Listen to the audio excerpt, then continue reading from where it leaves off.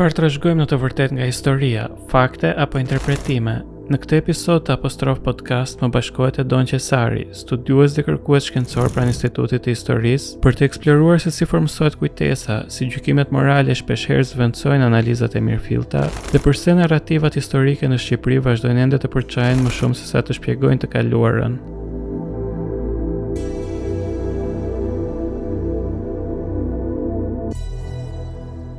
Çfarë na mundson të shohim historia politike që forma të tjera të historisë që lidhen me ekonominë, me kulturën, me pjesën diplomatike, ndoshta e fshehin ose na e paraqesin në një mënyrë pak më të pastër ose më sterile, nëse mund ta quajmë kështu.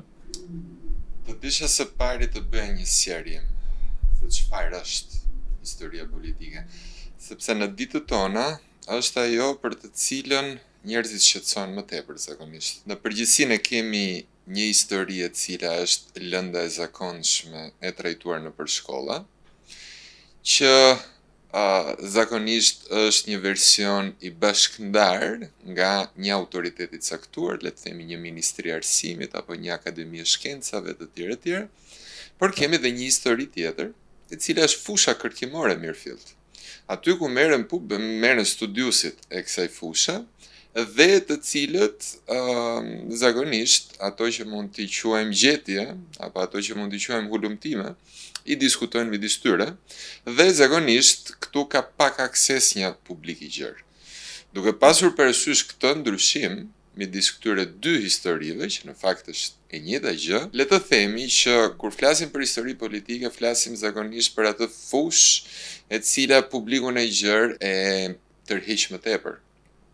Sot të dhënat, për shembull për shitjet e librave të historisë, na bëjnë me dije që publiku i gjerë pëlqen historinë.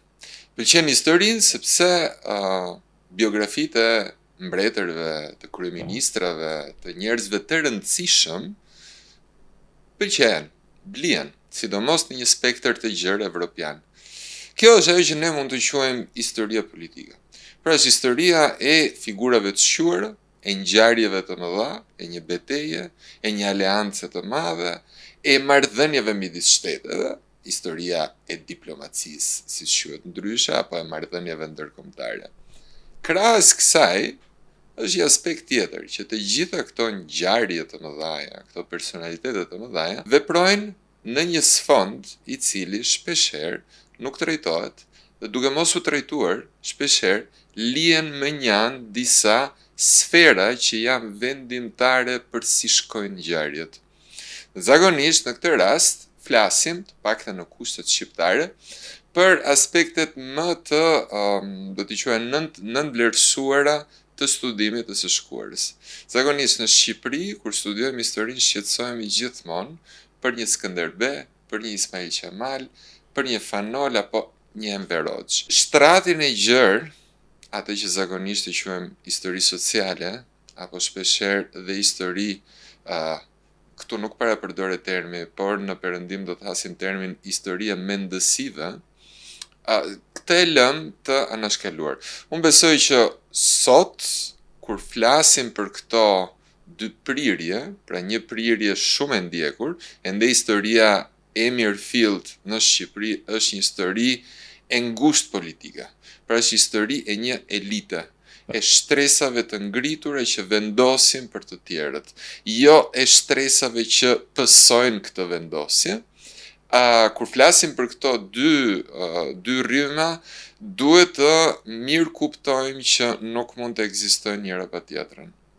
Por, e përsëris, kjo nuk është vetëm një veçanti shqiptare, kudo, flas shpesh me kolegë, flas shpesh me botues, edhe në përvendet e tjera, prirje të cilat kanë të bëjnë studimore, që kanë të bëjnë pikërisht me figurat panjohura, me anonimët, me shumësinë, janë më pak të ndjekura gjithmonë.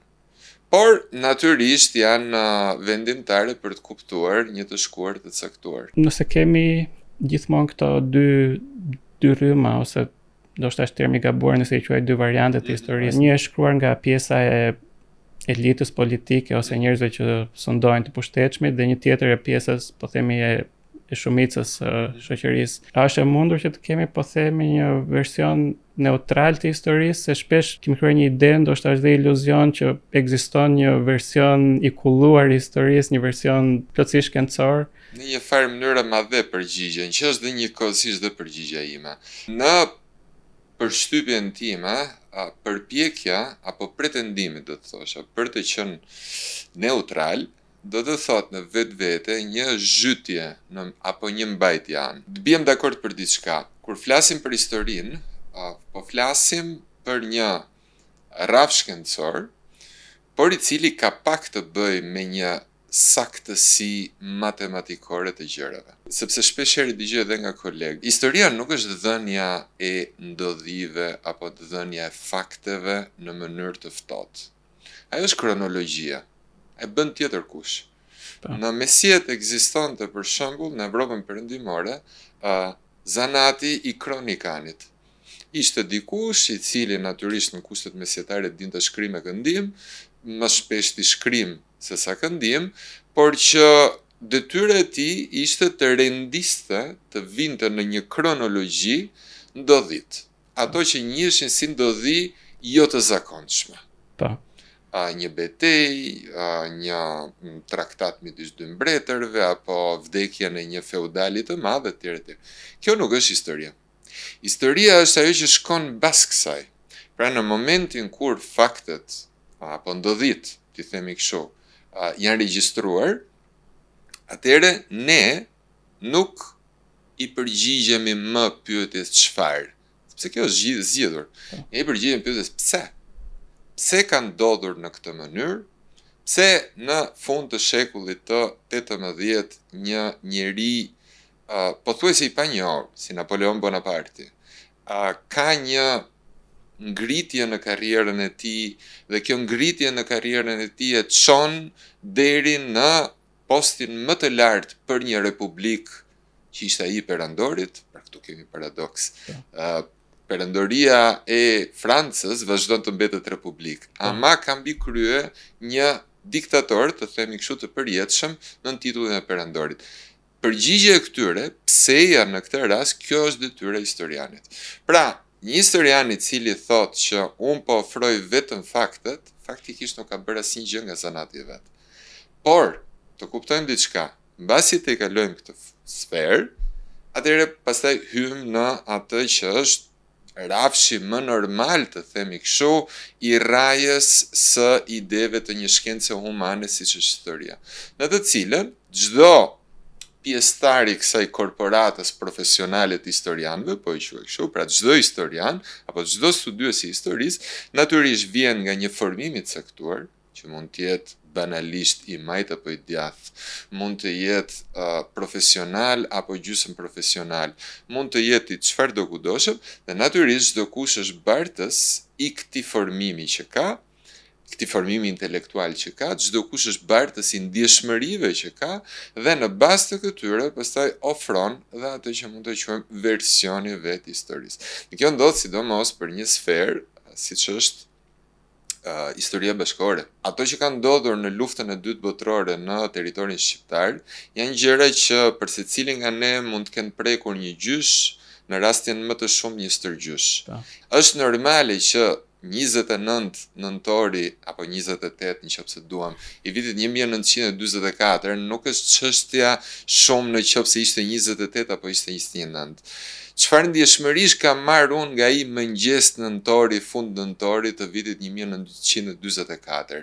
Ka njerëz që në atë kohë kanë parë këtë gjë si një çlirim të madh. Ka njerëz që e kanë parë si një pushtim të madh. Natyrisht këto do të përcillen shumë pranë nesh deri në ditët e sotme dhe më duket fare njerëzore, historia shkencë humane, pikërisht njerëzore, që këto të infektojnë, po përdor mbase një folje të papërshtatshme, të infektojnë mënyrën se si ne e shohim këtë të shkuar. Sa më larg pastaj ne shkojmë, nuk e di, në lashtësi, në antikitet, në mesjet, aq më të ftohtë nga ajo anë jemi dhe shpeshherë gjërat e largta duket sikur janë më shumë në ndikimin e epizmit. Në kontekstin bashkëkohor shqiptar, a është kujtesa historike një proces kritik, apo mos ndoshta po shndërrohet gjithmonë më shumë në diçka ose në një lloj rituali që kontrollohet dhe menaxhohet nga, po themi, pushtetmbajtësit ose pushtetarët e radhës. Kjo është një çështje shumë interesante, sidomos për kushtet shqiptare. Në radhë parë duhet theksuar që kjo ngatresje shpesh prodhohet midis nocionit të kujtesës dhe historisë nuk ndodh për herë të parë tek ne. Historia nuk është kujtesë. Kujtesa është diçka tjetër dhe historia do të guxoja të thosha nis pikërisht në momentin ku mbaron kujtesa. Unë do të thosha që autori më interesant që trajton në mënyrë kritike kujtesën është dikush i cili nuk i përket asaj që ta theksova më parë si një korporat profesionale e historianëve. Është autori spanjoll Javier Cercas.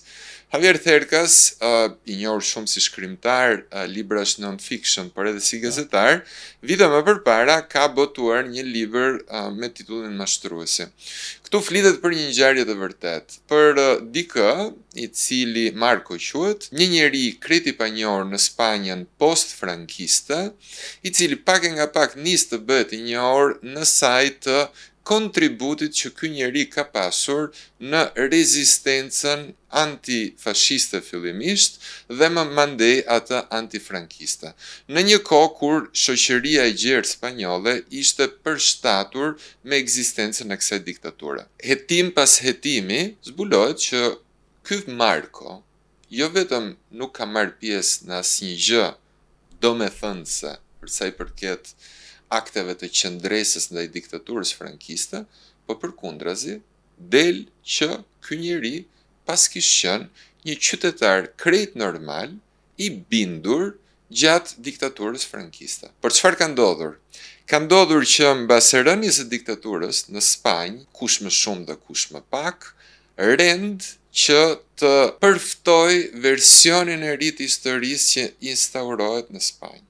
Versioni i ri i historisë thotë që ajo frankiste ka qenë një diktaturë dhe nuk janë njerëzit e bindur ndaj diktaturës të mirët, por të mirët tashmë janë njerëzit që në një mënyrë apo një tjetër kanë rezistuar.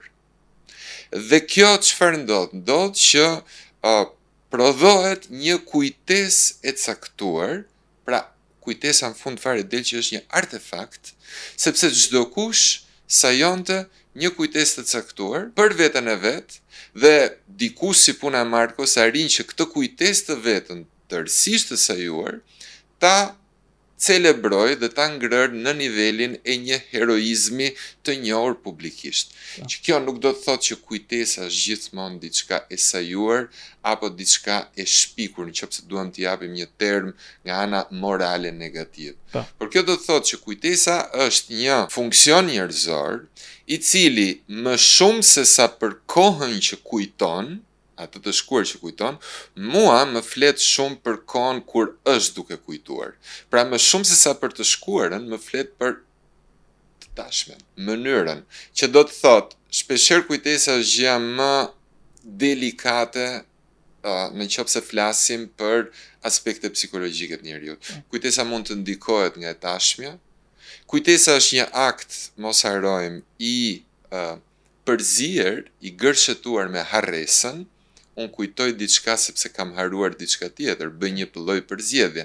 Dhe sa më e qëllimtë është kjo përzgjedhje, aq më shumë unë e vë në dyshim funksionin e kësaj kujtese. Historia kërkon në radhë të parë të çukisë, të hulumtoj në ato zgavra në të cilën kujtesa ose nuk arrin dot, ose unë mund t'i vënë në dyshim objektivitetin me të cilin e bëj.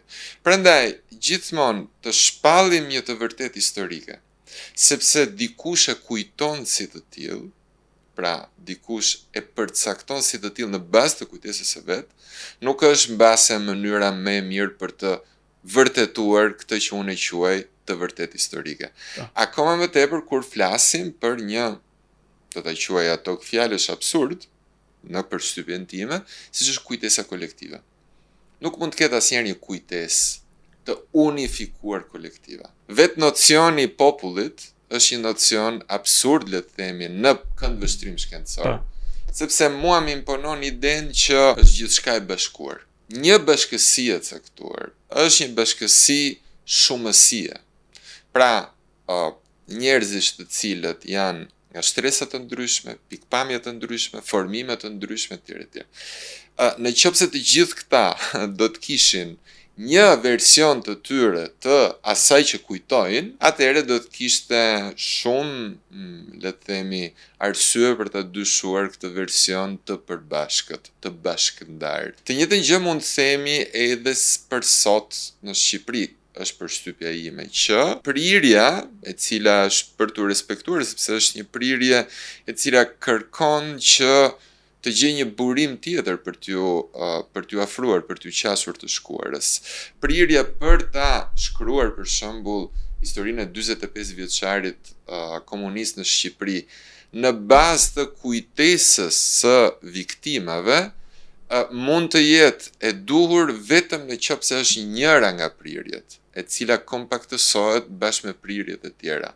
Që do të thotë kujtesa nuk është vetëm e këtyre individëve, është edhe individësh të tjerë, dhe mbi të gjitha e kaluar nga filtri i një, ta quaj objektivitet, është fjalë e madhe, por i një hulumtimi të mirëfillt historik në kuptimin shkencor të fjalës. Ndërkohë një pjesë e madhe, po themi, e kujtesës politike të Shqipërisë duket sigurisht e përqendruar gjithmonë më shumë tek aspekti moral se sa tek aspekti material. A mendon që moralizmi në një farë mënyrë po e zvendçon gradualisht mënyrën se si e ruajmë në kujtesë pushtetin dhe a përbën kjo një lloj kërcënimi ose një lloj rreziku? Së pari do të thosha që nuk është vetëm një prirje jon kjo. Pra nuk ndodh vetëm në një kontekst kulturor dhe më gjerë arsimor në Shqipëri. Kjo e të parit të së shkuarës me lupën etike të të përcaktuarit çfarë është e mirë dhe çfarë është e keqe, është një prirje, do të quaja kështu, jo profesionale, por goxha e gjerë.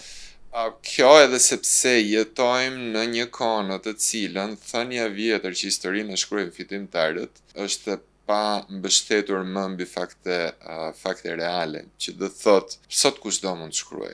Sot kushdo mund të shkruaj, madje kushdo mund të botoj, kushdo mund të fitoj autoritet dhe njëkohësisht brenda ditës ta humbasë atë autoritetin. Shpeshherë dikush i cili merret me këtë fushë profesionale mund të gjendet duke debatuar me dikë të cilin përgatitja profesionale i mungon të rësisht, por mbështetja e një publiku të gjerë, sepse në fund fare edhe historianët shpeshherë bëhen pjesë e shoqërisë spektaklit. Pra, mbështetja mund të jetë shumë e madhe.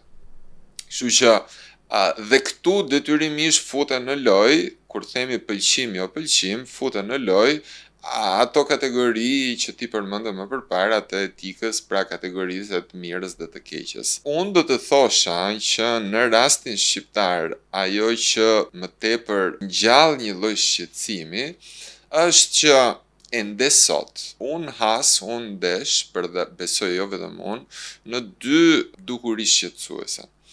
Dukuria e parë shqetësuese është që Shqipëria, kultura shqiptare, arsimi shqiptar janë dhe pjesë të një pellgu të madh ballkanik kulturor ballkanik, në të cilin e shkuara ende përftohet si një justifikim të tashmes. Në qoftë se unë jam e zëm pjesë e një rrugëtimi politik, po i quaj të majt për shembull, në një mënyrë apo në një tjetër, unë duhet të ndjek edhe interpretimin që ky rrugëtim politik më bën për një të shkuar të caktuar. Edhe interpretimin që ajo më bën për këtë gjë. Dhe i cili natyrisht kalon në vlerësimin e të qenit një interpretim i mirë krahasimisht me një tjetër që është i keq. Ky është një fenomen ballkanik i pastër që mund të haset në akademin, në universitetet dhe kudo rreth e rrotull vendeve që ne kemi. Problemi i dytë që unë vëre është një problem i cili ka të bëj me mënyrën se si shihet kjo e shkuar. Shpeshherë shihet nën përftimin e faktit që e shkuara duket si një linjë pa ndërprerje diçkaje. Kushdo që studion histori dhe sidomos teoritë historiografisë, e di shumë mirë që të merresh me histori është mbi të gjitha të merresh me ndryshime të njëpasjeshme. Një ndër mjeshtrit e mëdhenj të historiografisë botërore, Fernand Braudel, historian i shquar francez, thoshte që të merresh me histori është të përpiqesh të gjesh jo të pandryshueshmen në një botë me ndryshime, por atë që ndryshon me më ngadalësi krahasimisht me të tjerat. Në përgjigjen e Braudelit, gjë që ndryshon me më ngadalësi janë fenomenet klimatike. Dhe në përgjithësi ajo që është le të themi përmasa natyrale e globit. Nuk ka asnjë gjë që nga agimi i korave deri në ditët e sotme mbetet e pandryshuar. Dhe këtu për shkak do të shkojmë tek dukuria e kombit. Ajo që është e dukshme dhe që është prirja tipike historiografive nëpër Ballkan është përpjekja për të gjetur të pandryshueshmen gati, do të thosha, duke përdorur një fjalë të vjetër greke, arhin, pra atë që është thelbi, principi, ta gjenin tek një esencë e paprekshme e një kombi. Që do të thotë, nga lashtësia deri më sot ne flasim për shqiptar.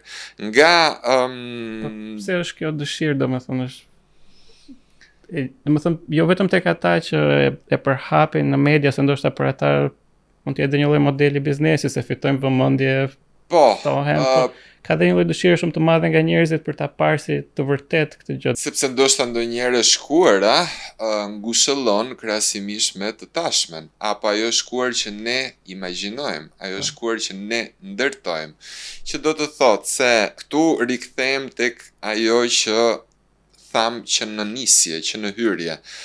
Pse njerëzve u pëlqen historia? Njerëzve u pëlqen historia sepse në përgjithësi ajo që mund ta quajmë kompleks i epokës së artë, pra kushdo imagjinojnë që në një të shkuar dikur ka qenë një epokë e artë ku në mesin ton ishin të gjithë zota, të gjithë mbretër. Dhe aspekti legjendar është diçka e cila na ngrë zemrën pesh, na ngushëllon në krahasim me të tashmen, e cila mund mos jetë më e mira e mundshme. Dhe duhet kemi parasysh diçka, na historikisht ndjenja e kombësisë në Ballkan, ndjenjat, sepse flasim për disa të kombësisë në Ballkan, kanë qenë ndjenja të cilat janë ushqyer me një ide të sajuar të së shkuarës. Çdo ndërgjegje kombëtare, madje çdo veprimtari për të ngritur ndërgjegjen kombëtare, bazohet, sidomos në kulturat mesdhetare dhe ato ballkanike akoma më tepër, në idenë e një zgjimi, në idenë e një rizgjimi, në idenë e një rilindjeje. Pra, idenë që kemi qenë dikur të mëdhenj, kemi kaluar përmes një mesje të obskurantizmi, rënje kulturore, degradimi moral, dhe sot po përpiqemi të ringrihemi. Nuk është rastësi që kjo narrativ e të qenit në majtë të Olimpit, rënjes dhe ringritjes me përpjekjen për të realizuar prapë, është e pranishme kudo. Çdo nacionalizëm në Ballkan lind me idenë e një perandorie të shkuar që ne sundonim mbi të gjithë, ne ishim mbi të gjithë, pra ne ishim mbretër, ne ishim zota, në kohën e Bizantit, Stefan Dushanit e tjera, dhe si e tillë do të ishte edhe në rastin këtu. Kështu që në këtë rast historia merr një funksion të mirëfillt politik. Është dikush ose një pjesë e shoqërisë që përfiton nga kjo gjë dhe e shfrytëzon këtë gjë? Natyrisht, kushdo që e bluan një version të tillë, përfiton në kuptimin që ka një ndjekshmëri të caktuar. Po këtu nuk duhet ta ndajmë këtë gjë në të mirë dhe në të këqij. Çdo nacionalizëm është vetvetiu prodhues i një dije të caktuar. Pa i hyrë pastaj më thellë faktit që dija është pushtet, për çdo nacionalizëm synon në fund fare që të arsimoj një bashkësi të caktuar, pikërisht me këtë version të së shkuarës. Jo më kot nacionalizmat si ideologji pasi përpunohen brenda një elite shumë të ngushtë, nacionalistësh, ajo zakonisht, pra ky version, kjo histori, zakonisht ka nevojë të shpërndahet pastaj. Dhe cili është mjeti tipik me të cilin shpërndahet? Shkollat. Arsimimi në masë, jo vetëm në përvojën shqiptare, jo vetëm në përvojat ballkanike, po kudo janë pasrendës të këtij zhvillimi nacionalist mes elitash. Kështu që vetvetiu ky version i shërben një ideologjie të caktuar. I shërben një ideologjie e cila duhet themi që, sidomos në shekullin e 20, por ne jemi akoma në kulmet e kësaj ideologjie, jeton midis nesh dhe është pjesë përbërëse e jetëve tona. Që nga fakti që ne rritemi kur jemi të vegjël duke kënduar një himn, duke respektuar, duke ndjekur një flamur, duke ndjekur rituale civile apo laike të cilat i referohen një ikone, që është ideja e kombit, deri tek gjëra më të, le të themi, më të mirë peshuara dhe më të mirë llogaritura, siç mund të jetë përkatësia politike apo edhe bindjet e përgjithshme në një shoqëri.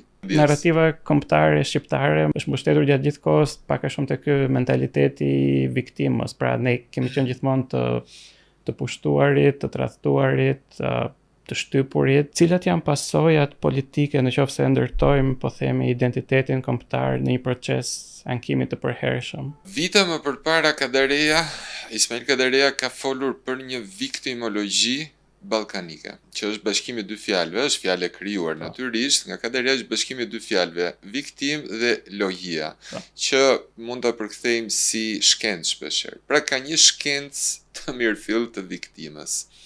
Kjo për të thënë që jo vetëm në Shqipëri, por për aq sa diun në të gjitha kulturat ballkanike, ajo që mund ta quajmë, që e theksove dhe ti, mendësia e të qenit të paraqiturit si viktimat historisë, viktimat të valve të ndryshme që shpeshherë janë pushtuese, shpeshherë janë asimiluese, por që në fund kjo bashkësi, ky subjekt kolektiv, kombi pra, ja del të nga dhe njej mbi këto trysni të mëdha të historisë, është e çuditshme që haset pak a shumë kudo në Ballkan. Kudo do ta gjejmë një version të viktimës dhe madje do t'ju them diçka.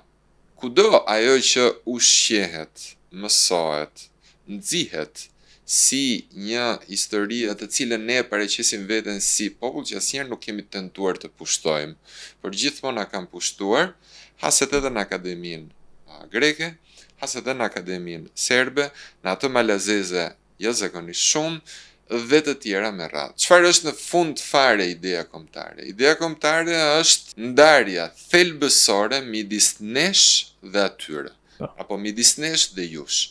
Ne jemi këtej dhe ju jeni andej, sepse ne jemi të bashkuar nga kjo gjë dhe ju jeni të bashkuar me këtë tipar tjetër. Është tipike që në qoftë se kjo ide e një kombi do të riprodhohet në historinë, në të shkuar, dhe zakonisht ne flasim për ne, për veten tonë, edhe kur i referohemi arbërve në mesjet, për shumë, i lirëve në lashtësi. Pa e marrë shumë parasysh në qoftë se ata kishin apo jo këtë lloj ndjeshmërie apo ndërgjegjësimi për veten e tyre, dhe e transferojmë këtë ne në kohë, pa u shqetësuar shumë se sa kjo ne ndryshon gjatë kohës. Dhe një gjë të ta sjell me shembull. Grekët e vjetër kemi dëshmi të sotme që na thon fare mirë që ishin të ndërgjegjshëm që mes një banori në Athinë dhe një banori në Spartë, për shembull, apo në Teb, ka diçka të ngjashme. Pra, grekët e vjetër ishin, të paktën në nivel elitash kulturore, mund të themi me plot bindje që ata ishin të ndërgjegjshëm për atë që mund ta quajmë identitet etnik. Është një ndërgjegjësim i tipit kulturor, që do të thotë se banor të ndryshëm nga troje të ndryshme, që flisnin të njëjtën gjuhë pak a shumë, me dialekte të ndryshme, bashkoheshin në celebrime ritualesh fetare, sepse kishin të njëjtat zota, bashkoheshin në olimpiadat e famshme dhe kishin ndërgjegjen që unë me këtë dikë tjetër, unë nga Athina me dikë nga Sparta, pavarësisht se politikisht qytetet tona mund të luftojnë, okay? Jemi e njëjta gjë. Por kjo nuk përkthehej në vendimarrje politike, nuk përkthehet në identitet politik. Çfarë është kombi? Kombi është përkthimi politik i ndërgjegjes etnike, i ndërgjegjes së bashkësisë. Pra ideja që ne i lutemi të njëjtëve zota, marrim pjesë në të njëjtat olimpiada, flasim një gjuhë, kemi një të folme pothuajse të njëjtë, shumë të ngjashme, kjo nuk do të thotë që do rrim në të njëjtin mbret apo në të njëjtën qeveri apo në të njëjtin polis, pra në të njëjtën bashkësi politike. Sot është ndryshe, sepse sot ideja e bashkimit politik brenda një bashkësie, e cila thotë që ne ngjajmë këtu, kjo ka krijuar kategorinë e kombit. Dhe është një kategori kaq gjithëpërfshirëse, sa shkon para dhe mbrapa në kohë, para dhe mbrapa në hapësirë, sepse në vetvete ka këtë prirje për t'u zgjeruar. Në qoftë se do ishte e mundur që një ditë historia na tregohej në mënyrë, po themi, sa më të sinqertë, edhe pse është ndoshta e paarritshme, po si hipotezë ose si hamendësim, sa nga heronjtë e historisë ton do të mbijetonin këtij mësimi. Ne duhet flasim për mundësi njerë që ne ta njohim tamam historinë. Se kjo është diçka të cilën e dëgjoj shpesh në Shqipëri, flitet për version përfundimtar të historisë. Kjo histori tani nuk ekziston kjo gjë. Historia në vetvete është gjithmonë e rishkrueshme. Do dali një dokument i ri, do dali një kënd vështrimi i ri, do kemi të bëjmë shpesh herë me interpretimet e reja, pra gjithmonë do kemi përpunim të një versioni. Dhe këto përpunime shpesh herë mund ta hedhin dritë dhe të na nxjerrin këndvështrimet e reja, qoftë dhe mbi figura të cilat duam ne, nuk i përkasin me historisë, po i përkasin mitologjisë. Edhe një mitologji laike. Kur flasim për hero kombëtar, ne dim shumë mirë që nuk jemi më duke folur për një personazh të historisë. Po flasim për një personazh të cilin duke qenë se është hero, duke qenë se duhet na frymëzoj, ne dim shumë mirë që do të përmendim shumë më tepër disa gjëra të shquara prej tij, sesa disa gjëra që mbase në një kontekst tjetër do t'i konsideronin banale, të përditshmërisë, pa ndonjë arsye të veçantë. Kështu që sa më shumë ne futemi në shoshitjen historike të së shkuarës, aq më tepër ne përmbysim mitologji, përmbysim mite, përmbysim heronj. Është puna e përditshme, mund mos jetë një punë shumë simpatike, por është ajo the dirty work që someone has to do it. E shkuara dhe historia ti the që na ngushëllon për të tashmen, por ndonjëherë na jep dhe një lloj përgjigjeje, ndoshta se ku do shkojmë në të ardhmen, dhe shpesh herë ky sistemi ekonomik dhe social në cilin jetojmë në pjesën më të madhe të botës, në kapitalizëm, përdoret si argument që është si një lloj përfundimi ose një lloj rezultati, po themi, i natyrës njerëzore, që shoqëritë kanë qenë gjithmonë në konkurrim me njëra tjetrën, gjithmonë kanë pushtuar, ka mbijetuar më i forti.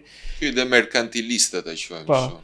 Dhe po ndaj unë që nuk është si ndarje dhe hym pak në antropologji, përmbush versioni i Hararit që mbështetet pak më shumë te kjo, dhe është një version i David Graeber që shkon tek disa kultura të zhdukura që nuk i kemi njohur dhe aq mirë, po që ndoshta na ofrojnë një lloj imazhi ose një lloj mundësie tjetër të organizimit të shoqërisë. Nuk e di si e shikon këto, domethënë a mund të na ofrojë historia një lloj zgjidhjeje për të ardhmen? Ta nisim duke thënë që historiani nuk është një profet. Siç qenia njerëzore nuk është gjithmonë racionale.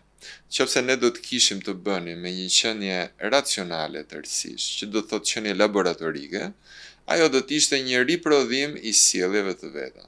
Rrjedha e kohës është e mbushur me qenie njerëzore, të cilat në përbërjen e tyre kanë dhe irracionalitetin. Prandaj është e paparashikueshme.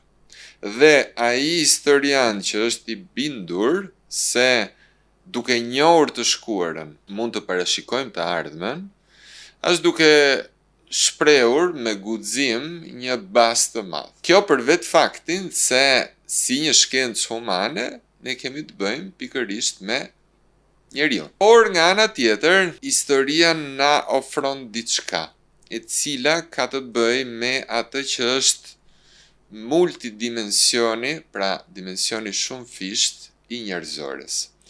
Njerëzoria nuk është diçka e cila është e lidhur detyrimisht me atë që është aktualja, e sotmja. Ajo që do të mbaroj para së ardhmes dhe që ka nisur kur e shkuara mbaron. Kështu që ne flasim për një kohë e cila është e shtrirë dhe këto ndasit i eliminon totalisht.